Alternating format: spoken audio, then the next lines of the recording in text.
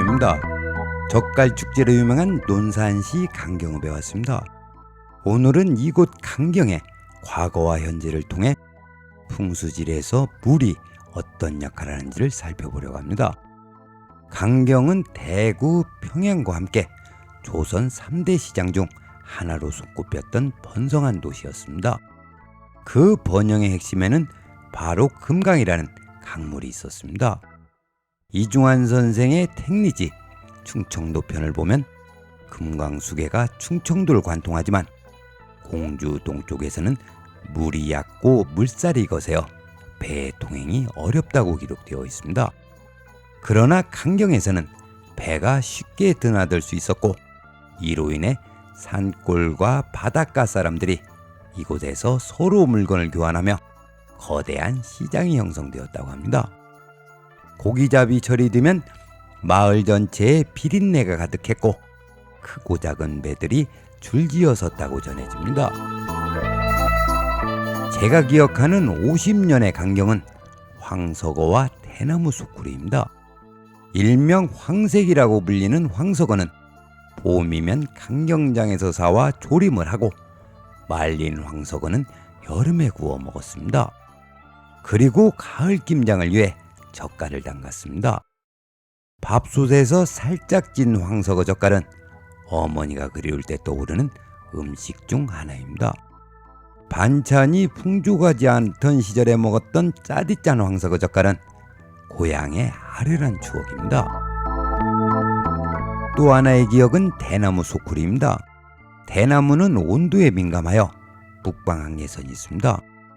그래서 전라도 지방에서 생산된 대나무 제품이 강경으로 올라오면 도매상들이 이를 사들여 중부 이북 지방으로 유통했습니다. 당시 강경은 전라도와 충청, 경기도를 잇는 대나무 물류의 중심지였습니다. 그리고 강경장날이면 그 자체가 하나의 축제였습니다. 왁자지껄한 시장통에서 가격을 흥정하는 어머니들과 삶의 고단함을 선술집에 막걸리 한 사발로 풀어냈던 아버지들의 얼굴이 지금도 눈에 선합니다. 당시 강경은 대전이나 논산 시내보다도 더 활기찼던 기억으로 남아있습니다. 50년이 흐른 지금 강경은 마치 시간이 멈칫한 느낌을 줍니다. 고서에는 물이 재물을 관장하는 뜻의 수관재물이라는 글귀가 있습니다. 이는 묘지나 집 앞에 저수지나 연못이 있으면 부자가 된다는 의미로 해석되어 왔습니다. 그렇다면 왜 풍수에서 물을 재물로 여겼을까요? 강경을 예로 들어보겠습니다. 조선시대의 강경이 물류의 거점으로 발전할 수 있었던 배경에는 금강이라는 수운이 있었습니다. 백길이 있었기에 사람과 물자가 모였고 시장이 형성되었으며 상업이 번성했습니다. 상업이 발달하면 자연스럽게 많은 재물이 유통되기 마련입니다.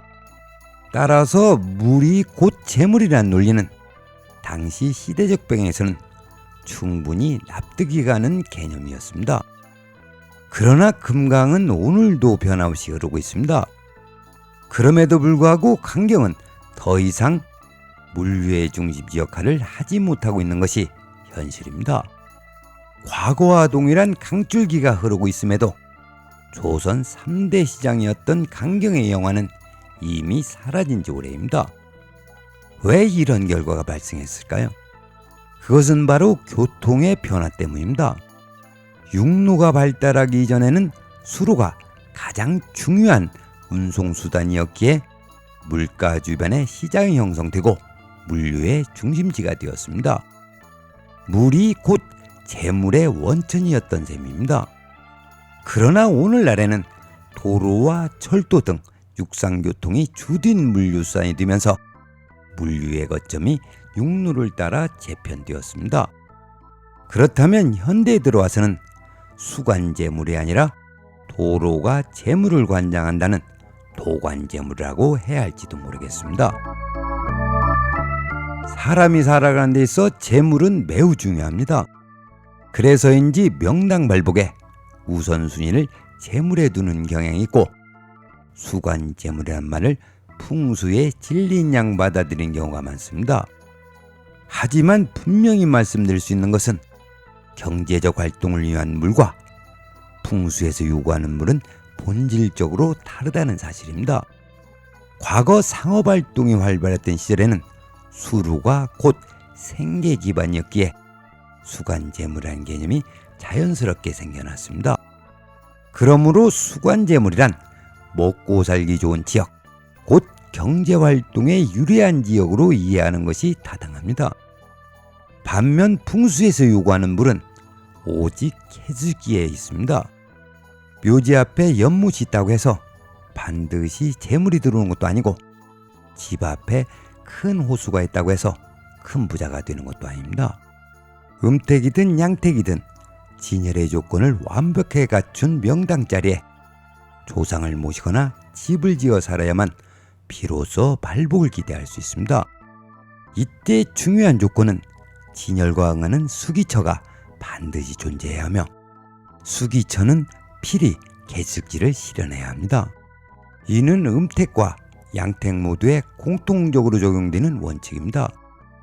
개수직지를 실현하는 물을 수기라 하고 수기에 기적작용이 발생되는 곳을 수기처라고 합니다. 여기서 중요한 것은 진열이 있기 때문에 물이 존재하는 것도 물이 있기 때문에 진열이 생성되는 것도 아니란 사실입니다.